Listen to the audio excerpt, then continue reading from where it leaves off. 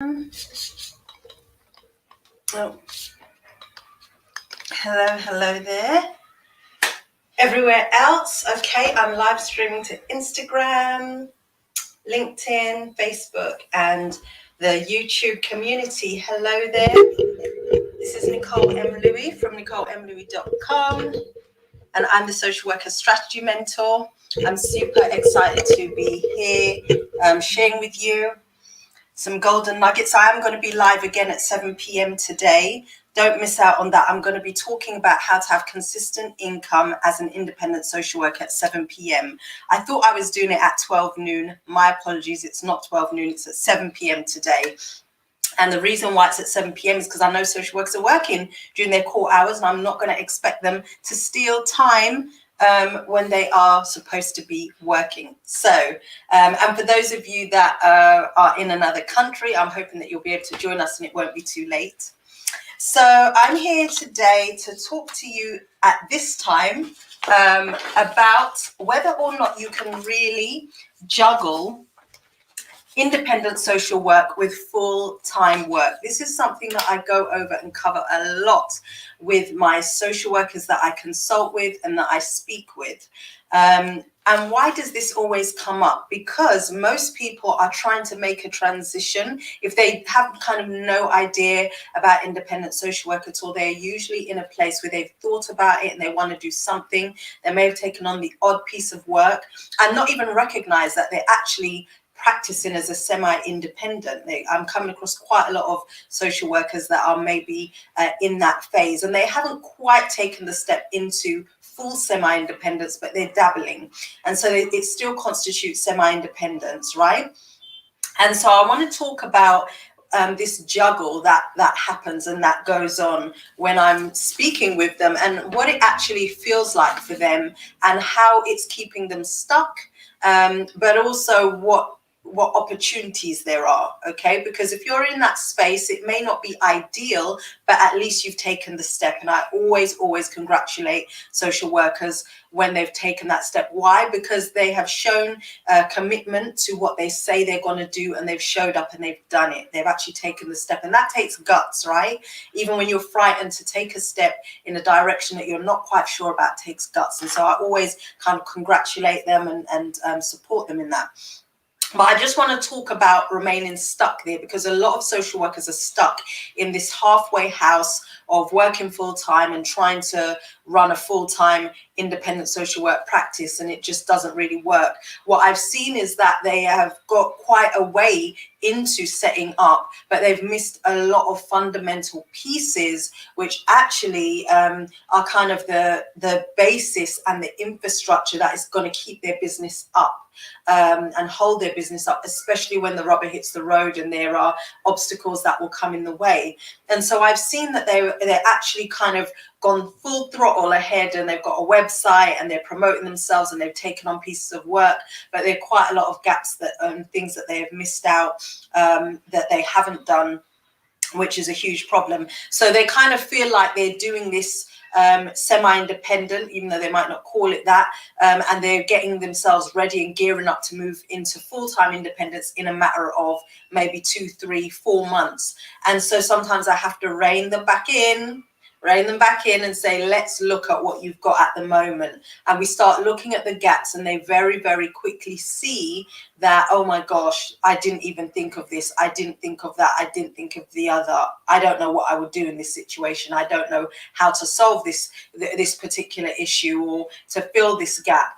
And so they realize that absolutely they've kind of gone down the road a bit further than they needed to. And oftentimes that's just because they didn't know.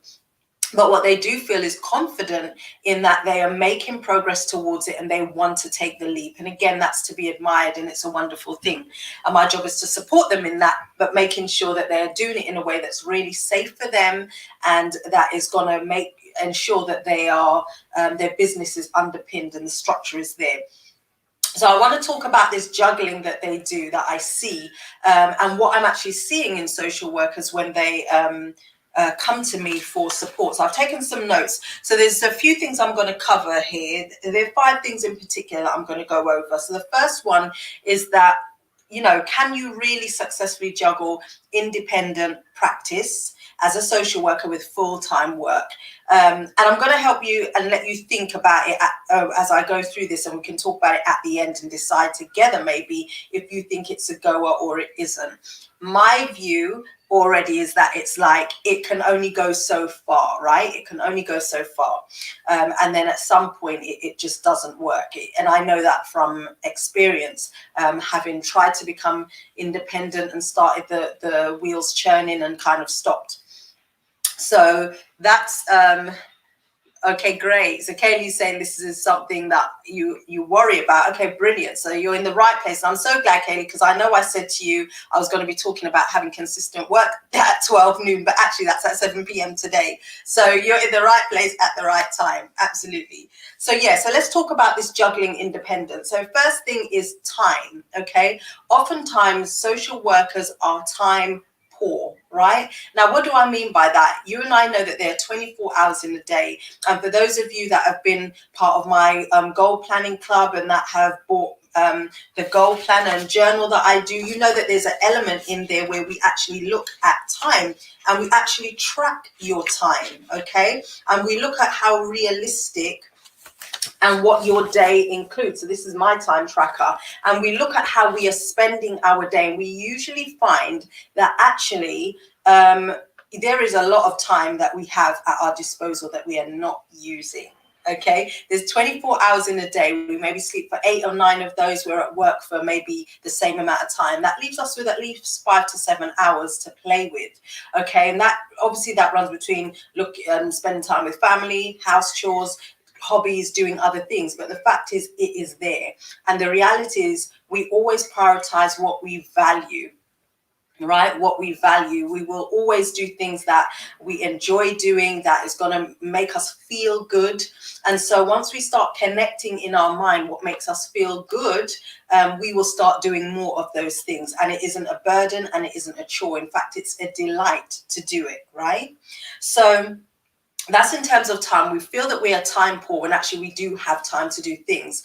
But we know that in our work capacity, we are actually kind of bursting at the seams. Our core hours are more than taken up. So we work, I've said 8 to 9 hours in terms of work, because usually as a social worker, that is really what we do. We don't do 9 to 5, right? Let's keep it real. And we might even do more than those 9 hours some days. Yeah. So if we look at that and we look at how fixed and how full our actual work day is, we are doing a lot of things. We're cramming in creating meetings, organizing meetings with various departments within our organization. We are coordinating other professionals outside of our organization. So we have multidisciplinary meetings. We are working with family members to get them to those meetings. We are doing the invites.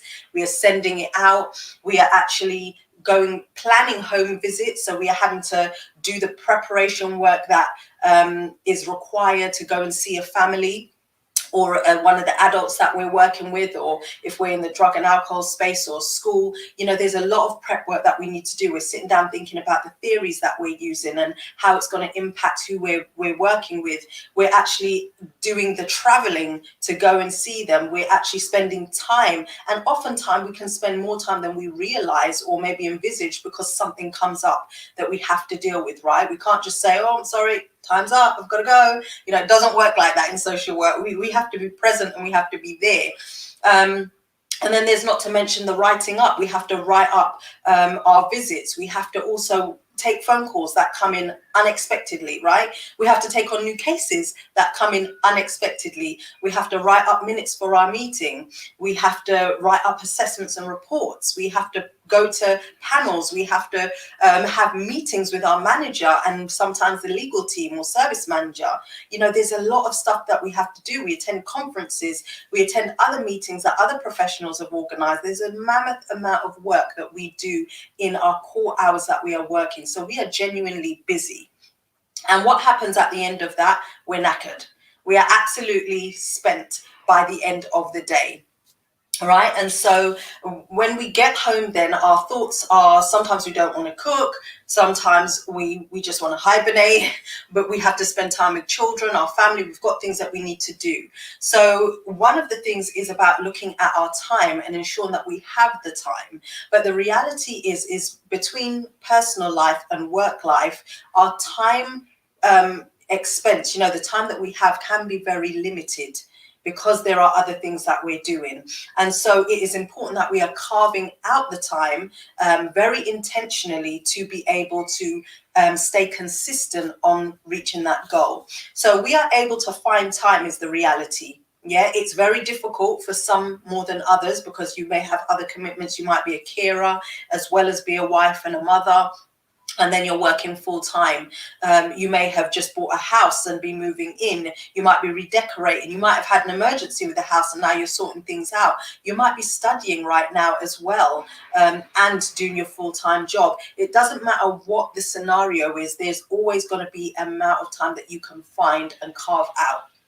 Now, even if that's half an hour every 2 weeks, it's still time and it's still the commitment. And you'll find that even if you spent that half an hour over a 2 week period every 2 weeks, by the end of the year, you would certainly have got very far in creating your independence, right?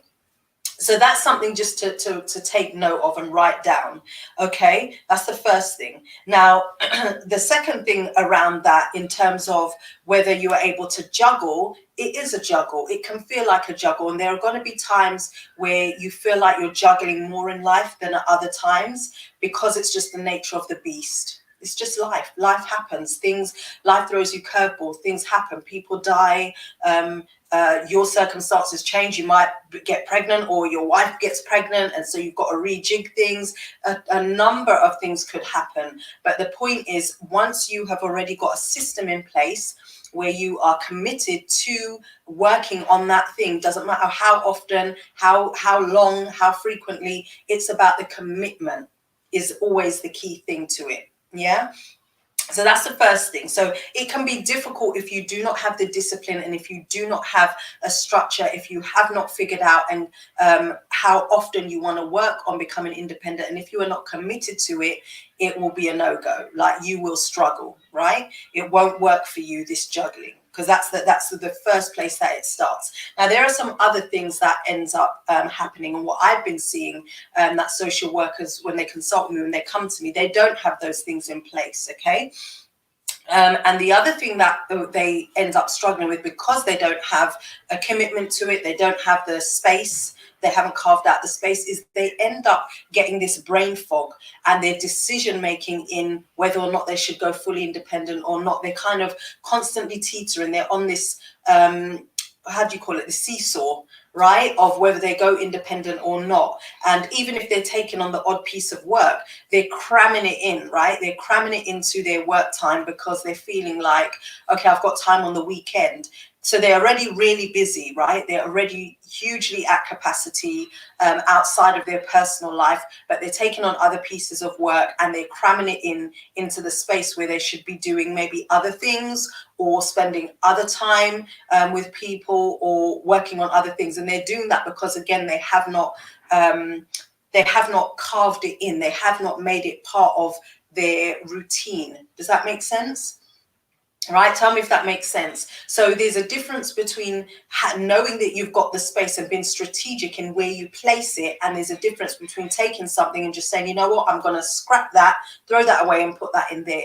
Like, that's not what you want to do, because what I'm finding is that they're not keeping up maybe hobbies, they're missing out on spending time with families, they're not there to take their children to school or pick them up. And I'm talking about even mothers, right, not just the men that I consult with.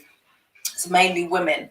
And so, things that should be getting done still are not getting done because they're throwing it out the window and taking on something new, which is independent work, pieces of work. And so that becomes problematic because that isn't sustainable. They don't actually feel like, they feel like they know that they're at this halfway house and they want to be able to take on more independent work, and they feel that they're just at a crossroad. And they think it's going to get better as they move forward. They feel as though if I just take on a few more of these things, I can save a bit more. I'm going to at some point leave my full-time job, and then when I go fully independent, I'll just continue doing what I'm doing. And what they don't realize is they're just creating the same bad habit that they've got in working in full-time, and they're just transitioning it into independence. And again, they're doing that without the infrastructure. So they're taking on a huge amount of risk. They're taking on a huge amount of risk that will likely see them fall down, very soon after, and return to full-time work. Because as soon as obstacles hit or risk presents itself, they have not got anything in place to actually deal with it. And again, that's because they've rushed into it and they haven't done the preliminary work. But also outside of that, it's not been built in. So it's one thing if you build in the time to do those pieces of work, and then you're also building in time to do the infrastructure. That might be fair enough, but that's not happening from what I'm seeing. So those are some things that will cause it to be very difficult to really juggle and manage, independent social work with full-time work. The other thing that leads on to is the emotional stress. So it moves from pressure to stress. And that is a huge thing, because when you start feeling stressed out, you start feeling overwhelmed. And we know that when you feel overwhelmed, you do nothing. You do absolutely nothing, because you don't have the mental capacity, you don't have the emotional capacity, you don't have the drive, you don't have the motivation, you don't have the creativity to know what you want to do. And even if you've been told what you need to do, the feelings get in the way and you just cannot manage it. You just feel as though, but I can't do it. I don't even know where to start. And then that starts making you feel really crap about yourself. It makes you start feeling, oh, I'm no good at this. I'm never going to be able to become independent because I can't even figure out what I need to do. And I've got a list already provided to me. You start really internalizing that and feeling to yourself like this is not going to work. The belief starts to dip and fail. And this is why it's important that you're around people and connected with people that are doing it and can help you on that journey and mentor you, because, they're going to help you see the reality. They're going to help you organize. They're going to help you strategize. They're going to help you remember why you're doing this and they're going to remind you of what's possible. So it's really, really important that you're connecting. And a lot of social workers that are working full time, they're not connected with people that are independent and doing it. Why? Because 90% of their time is spent in the workplace where people are not independent. They're just like them on the same journey. And so outside of that, the other 10% is their friends, their family, because that's all they've got capacity for, or have got the time or have made the time for.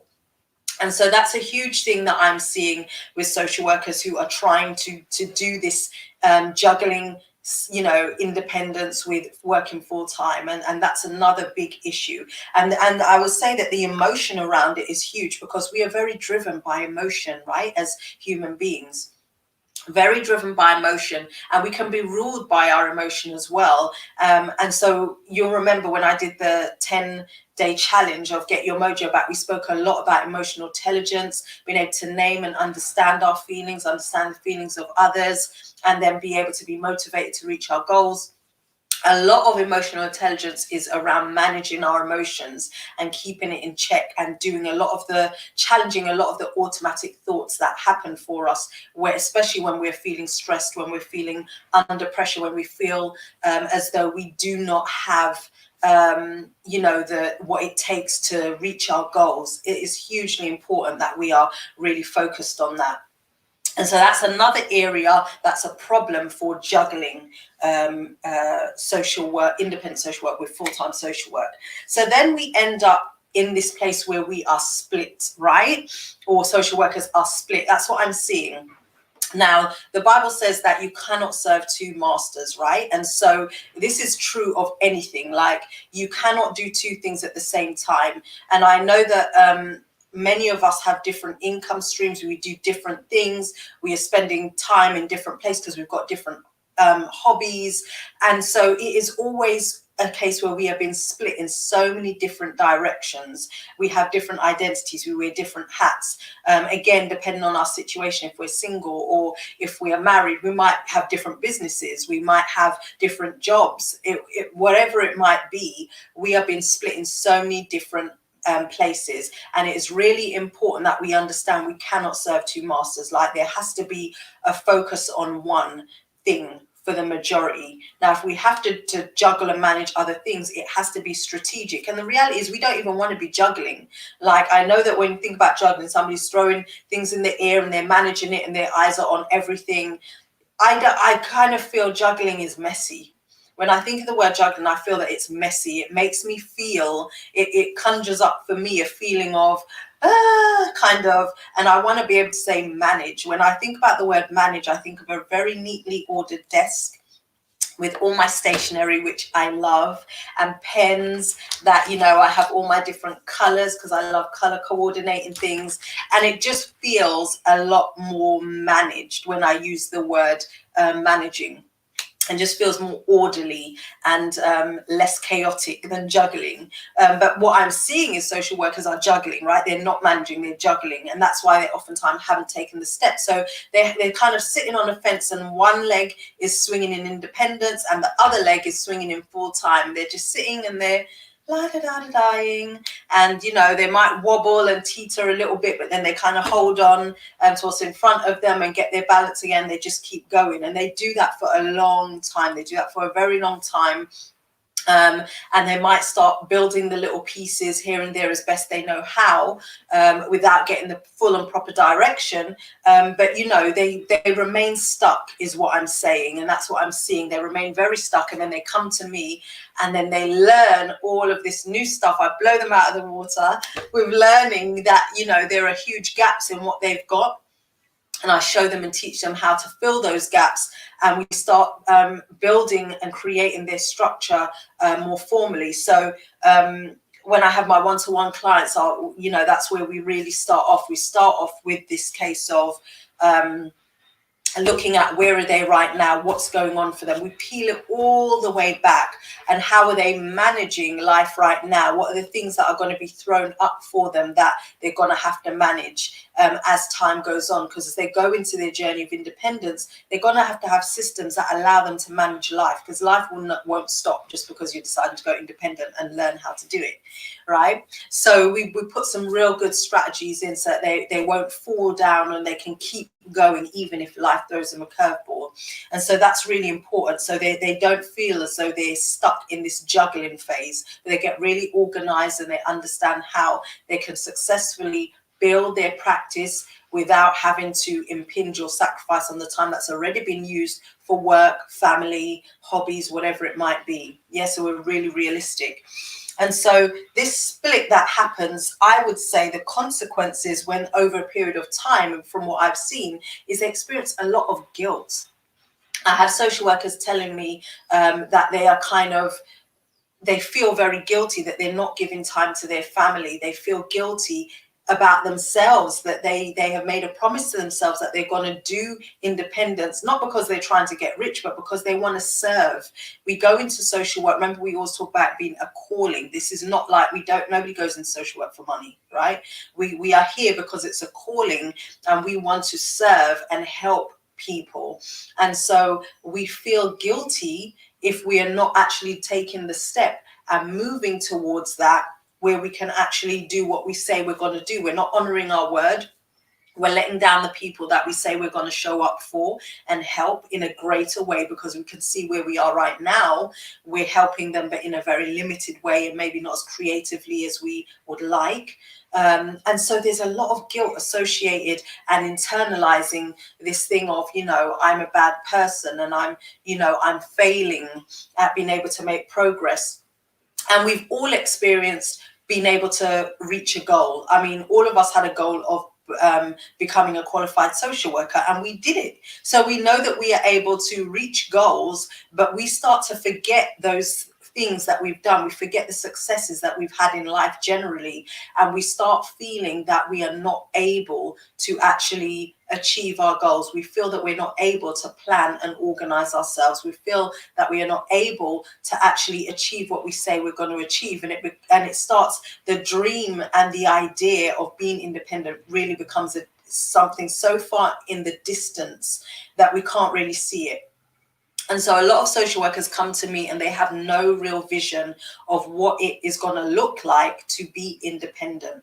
They have no vision. So when I ask them, so tell me, what does independence look like for you? They start talking about the assessments that they're going to do. And they talk about, sometimes they'll talk about the hours that they're going to work, and they'll start talking about all of the hours that they're going to do. And they say that they're prepared to do long hours. They'll talk about, wanting maybe to do hours on the weekend as well, which is not a bad thing depending on how you want to structure your day and your week.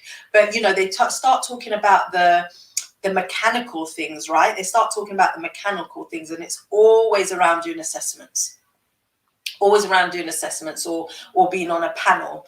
They don't talk about envisaging what it would feel like and what their life will be like where will they be, who will be in their life, like how many days a week would they like to work, and what specifically are they going to be doing, what time they're going to be waking up, where are they going to be doing their work when they start working for the day. They're just in a myriad of things that they maybe have not considered or thought about that is available to them, because they don't really have a vision. They don't really have a dream designed of what independence looks like for them. And so they're really just picking up what they are working in their current situation and they're plonking it into independence, because they oftentimes don't really know what's available. But I guess the key thing for me is that when I ask that question, I say to them, suspend any ideas and any rules about how we work as a social worker. And I want you to tell me what you envisage. What would you like independence to be like? But their creativity is very stunted.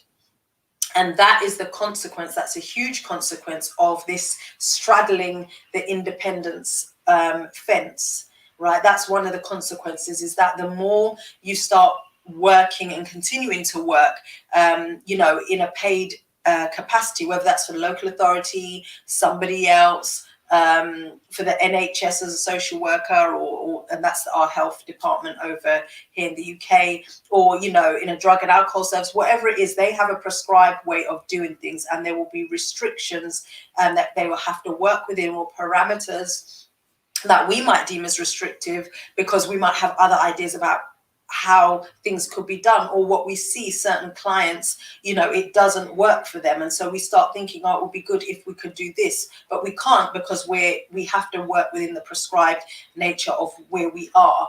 When we are independent, we want to be creating those things that we, other places can't do by virtue of how they're structured. But when we straddle that fence for long enough, the more we do it is the more institutionalized we become, and we lose our creativity. We lose the ability to think outside the box, because we are so prescribed. Our mindset is such that there's only a way to do a thing when we work with these particular people, and we stop thinking about what these people need and want, and how else can that be delivered. Like, there's never one way to do something. There's never one way to do something. And so many of the things that we experience and enjoy now, and one of the things that I guess in any industry, we have people that break the mold, people that revolutionize the way something is done. They revolutionize a new way of doing something, and then it catches on like a craze, or it changes the whole interface and scope of how a thing has always been done. And that is where independent social work comes in. That's what I see for independence, that we are breaking the mold, we're revolutionizing the way independence is done, and that we are using our creativity, our skills, our expertise to create something. But the reality is we need help to do that. That's what I'm seeing social workers do. So the first thing that needs to be done, there are three things in total that need to be done, right? For if this is you and you are a social worker who's sitting on the fence and you're not really sure about whether it's going to work for you, if you're struggling right now and you're sitting on the fence and you are really juggling and dropping the balls here and there, picking them back up, semi-independence and full-time work, and you're just frightened to take that leap, whatever it is, make a list of what your concerns are and what your worries are, and go and try to get the answers. Find somebody that can give you the answers. Research it and find out the answers. Sometimes it's a case of you won't know until you take the leap, right? And I can testify to that. Like, I had no clue what I was doing in business. And in fact, I didn't even think much about it. I was just like, I know I'm leaving work. I'm going to be independent. Tulip, cheerio, tatty bye. And I went off into the abyss, right? It was the abyss. I didn't have a bloody clue what I was doing. And I didn't think about it. Don't do that. Don't do that. Don't do that. Don't follow what I did. But I just like leapt forward, right? And just went for it and figured it out on the way.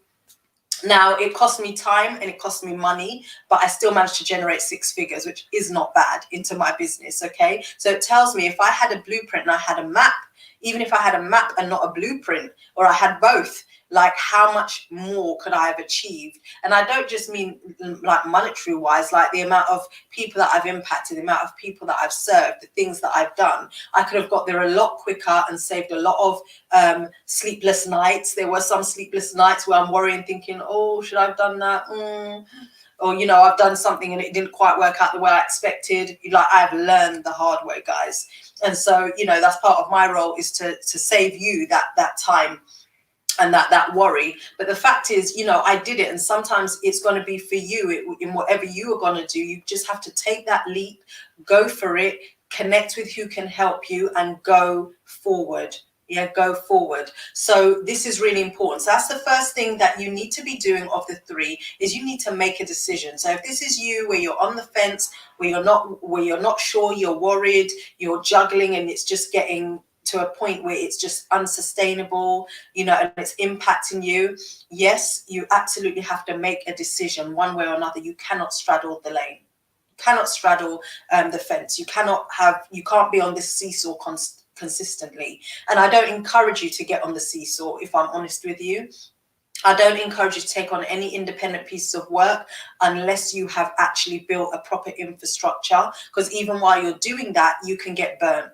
And I've friends and colleagues and people that I know who have done that, and they've been burnt because they haven't taken the steps to actually do the infrastructure. So no piece of work should be taken on unless you have made that decision. Say, okay, I'm going to be independent. I'm going to get the right information, training, and do it in the right steps, whether you have someone help you do that, or you actually do go and do the research and you make a very comprehensive list of all the steps and things that you need to do, and then you tackle it off one by one, and you've diarized it and planned it and weaved it in. Remember about your time management, right?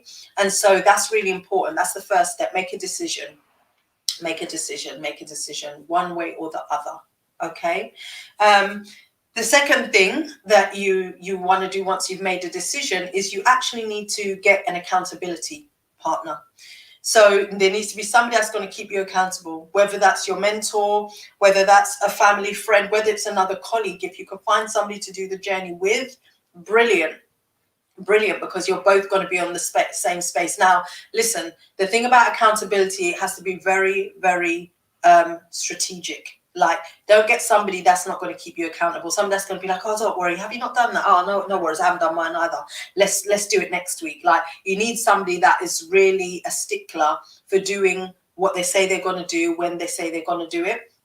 Because what will happen is the two of you will just procrastinate and delay, and you know, one of you will fall off and then the other will fall off. Like, it needs to be somebody who's going to challenge you, right? And I'm going to do a little live about accountability and structuring accountability, or an infographic or something, because this is something that is really important.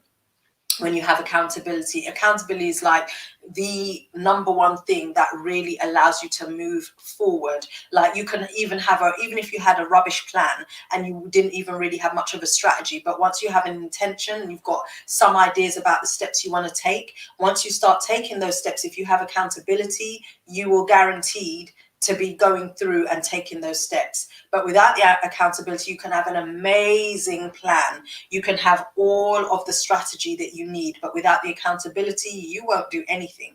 You might do 1 or 2 steps, and as soon as you hit a little obstacle, or you get a bit nervous, or the imposter syndrome hits you, taps you on the shoulder, or hits you upside your head, you will stop dead in your tracks without the accountability. All right, that's how important accountability is. So the first thing is making a decision. The second thing is accountability, and that can come in different forms, whether it's family, friends, or a mentor.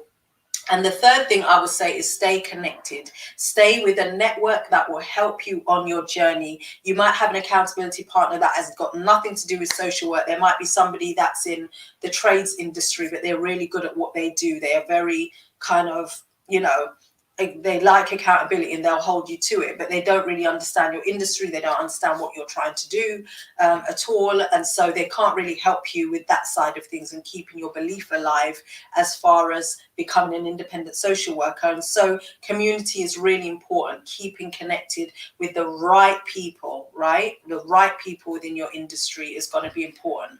So with that said, I've gone over just a little bit, but I hope this was helpful. Kaylee, I'm glad that this was helpful for you. If any of you who are watching this live or on the replay, you've got any questions, now's the time to pop them in. I'll read a couple of the comments. Let me try and go to the comments that are directly on the page, because on StreamYard, it just says a person on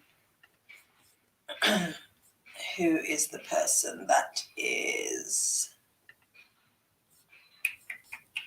I'm in the wrong place. Hold on.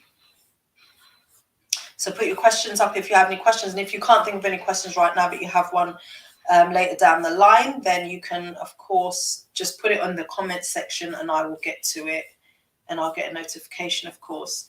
So, where is it? Why is it not showing up?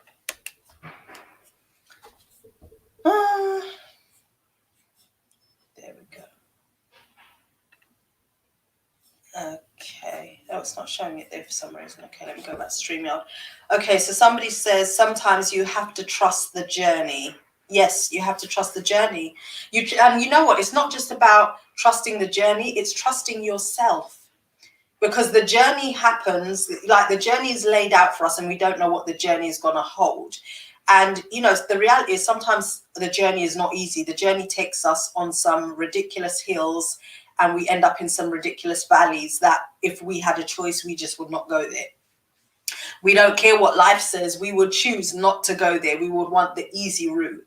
And so it's not even so much about trusting the journey as it is trusting ourselves to walk through that journey, because ultimately it's whatever decision we make about how we're going to experience the journey and what happens to us that is going to determine how we move forward and how successful. It's that thing of, is the glass half full or half empty, right? So it's really important that we understand that we have to trust ourselves to go through the journey and be really real with ourselves. Like if we know we are not good at something or we're great at something, we need to maximize what we're great at, recognize where we might be deficit in some areas or need to develop. That's going to be an important part of our journey, and we've got to go and get what we need. We have to be honest. We can't just ignore it and say, okay, well, I don't really need that. I'm not good at it, so I'm just going to focus on what I am good at. But meanwhile, you're going through the journey and you're crippling yourself. You're juggling something that's unrealistic, or you're feeling all these emotions and you're not dealing with it. And it's because you're not focusing or you're not spending some time on what needs to be developed. So sometimes we actually need to, as part of our journey, is, be very clear about what we're good at and go forward and remember what we're good at. So kick the imposter syndrome's butt.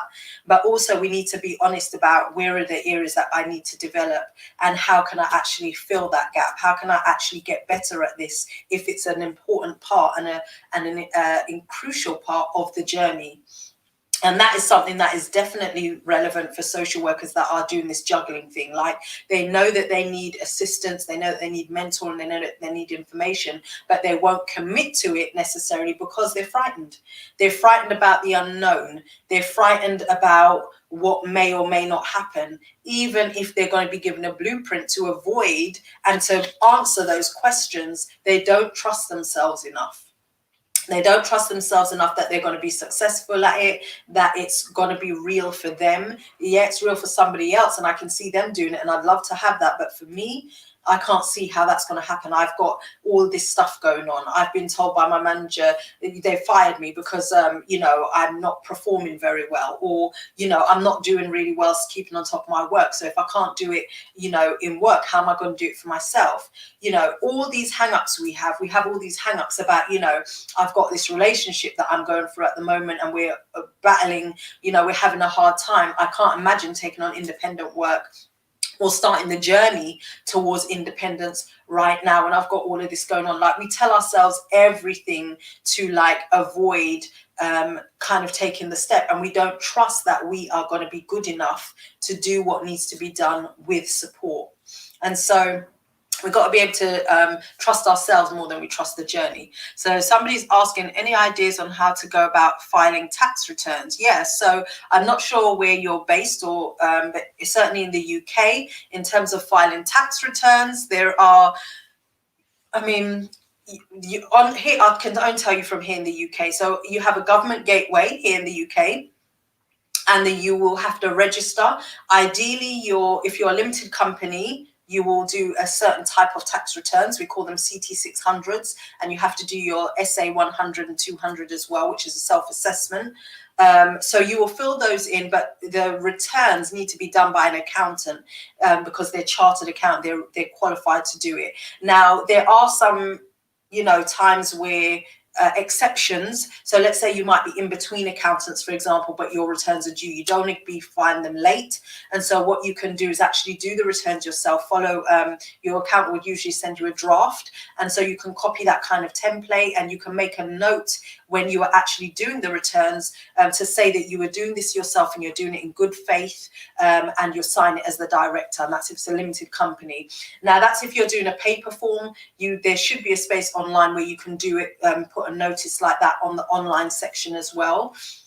So there are two ways that you could file, and they have different deadlines. So I think when you're doing it by paper, you have a shorter deadline space than if you're doing it online, because obviously online it kind of gets done automatically. Doing it online is good. It's quite self-explanatory, and you can also print off a PDF copy for yourself.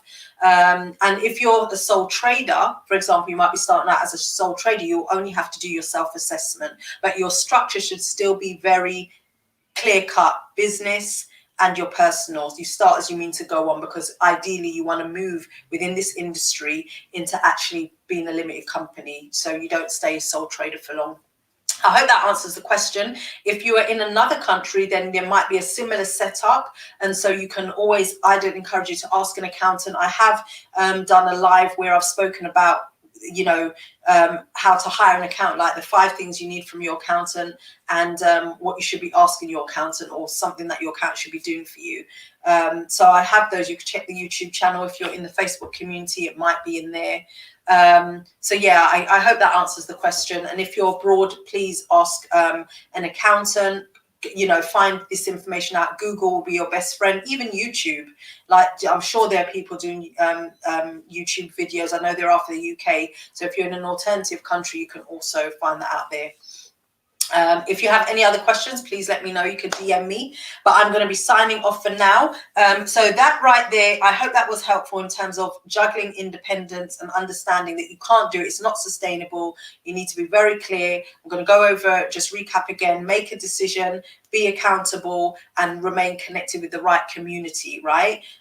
Those are the 3 last things that I just want to leave you with. And with that said, I want to invite you, as I said, if you're a social worker who is juggling at the moment and you really need to just take that step, I'm going to invite you to 2 things. You can either apply to work one-to-one with me, or you can actually join the Social Workers Launch to Freedom program. We are open at the moment for enrollment. It's a 6-month program, right? This is a 6-month program where you will actually get 6-month additional support built in. So you actually have me for a year, along with community members. Now, I'm going to tell you who this program is not for, because sometimes I consult with social workers and they might want to do things or work with me, and I'm saying that they don't qualify to be able to do that. Why? Not being in a horrible or nasty way, but just because they're not at that stage, mindset wise, commitment wise, and everything else. So this program is not for you if you do not really want to change your mindset, your career, or your life. It's not for you. It's not for you if you're not ready to learn different ways to be independent. So if you're very stuck and you've got a fixed way of how it is going to be done or how you want to do it, and you're not open to understanding how independence can work more flexibly for you, and generate more income for you, and how ultimately you can serve better, because that's what it's about. It's about filling the gap in the services that your clients need.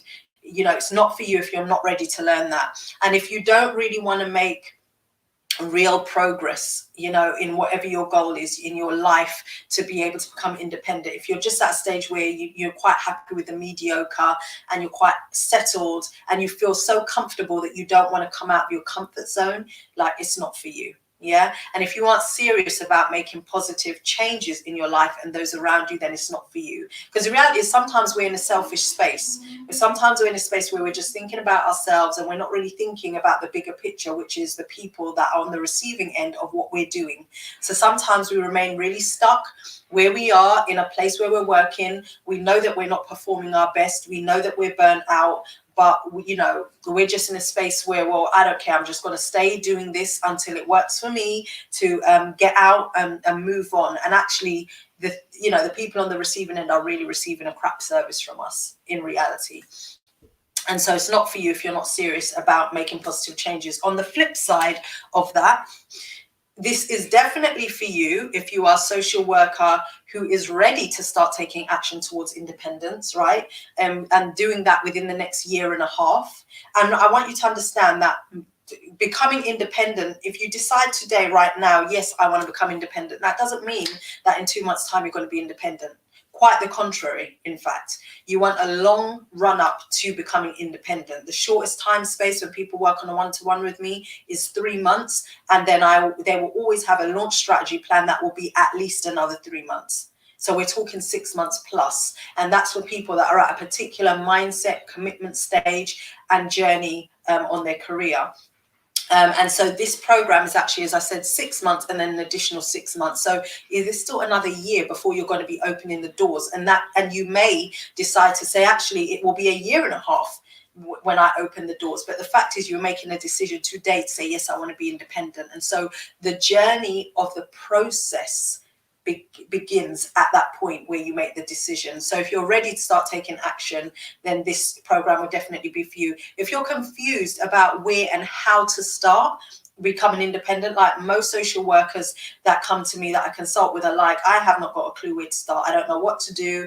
I've kind of got an idea that, okay, I need to deliver an invoice so that I can get paid. But beyond that, not got a clue at all. And so that's where all the worries and the concerns come up about, how do I market myself? Where do I market myself? What services do I even provide outside of assessments? Because I really don't want to just do assessments, but I can't see what else I would be doing. Now, that's where all those questions I get thrown up because, they don't really know where to start. So it's for you if you are at that stage where you're confused. It's also for you if you want structured learning and a strong support network. So if you're somebody that really works well in a community type setting where you're a visual learner, kinesthetic, and you like writing things, where you like learning through practical examples, then it's for you, because we've got a whole host of things embedded, such as movie night, when we're going to be watching a webinar where we can learn and think about how we implement it into our business and how we can make it work for us that is working for others. We'll have masterclasses, so we'll have experts, not just in the field of social work, but actually industry experts in business in a variety of places that will actually be able to enhance our learning and understanding of particular vital topics around business that will help us move forward. There are live how-to tutorials, how-to tutorials, where actually, you'll be shown how to create a flyer for marketing, how to do, how to create your social media page. All of those things, you get the practical learning. So if you're somebody like structured learning and learning a variety of different ways and a strong support network, then this will be for you. And if you really want to utilize all your years of experience, your skills, and understand how to do it in a methodical, structured way, so not just that you're okay, I'm really good at supporting people, so I'm going to do a mentoring program, and then I'm really good at doing this, so I'm going to do that. And you're just hobbling things together and creating services or even products that do not align, that do not take your clients on a journey of transformation. Like, it needs to be very structured and methodical. So if you want to really utilize all your skills, your knowledge and your expertise, but actually understand how to do it in a proper structured way that is going to benefit your clients, then this is for you also. And this is a big one. Like, if you want to save time and money by avoiding costly mistakes that some people have made, this is definitely for you. Like, I am absolutely 100% in it with you, where I do not want you to be experiencing the pitfalls. I don't want you to be duped by accountants. I don't want you to be making wrong investment mistakes. I don't want you to be setting things up in the wrong way and then realizing and then like, oh God, I've got to redo it all over again, where you've spent a month doing it. Like, I don't want you doing that, right? You're going to save time and money, because the reality is, when you work for yourself, time is money. Like, you have not got time to be faffing about making those kind of mistakes. You want to be making sure that you're doing it and you're getting right. Now, it doesn't mean that things won't change as you go along, because as your business evolves and you get even deeper and greater understanding about your clients, you're going to be understand how to serve them deeper and better. So you're going to provide different things and add to what you already have. But you want to save yourself time and money so you can experience more of their mountain peaks as it pertains to being independent and enjoying the journey. And some of the things that you're going to be learning also is about how to have different income streams, how to manage your time, work-life balance properly.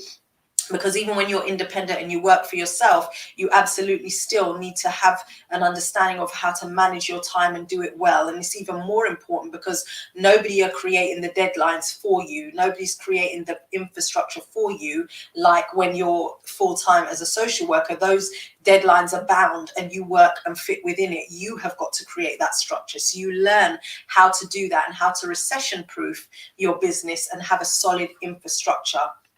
Okay, so this is what it covers, and the modules, every month a module is dropped. There are 6 modules, and so everybody's going at the same pace, and you'll be able to learn through lessons, video lessons, which are no more than 10 minutes.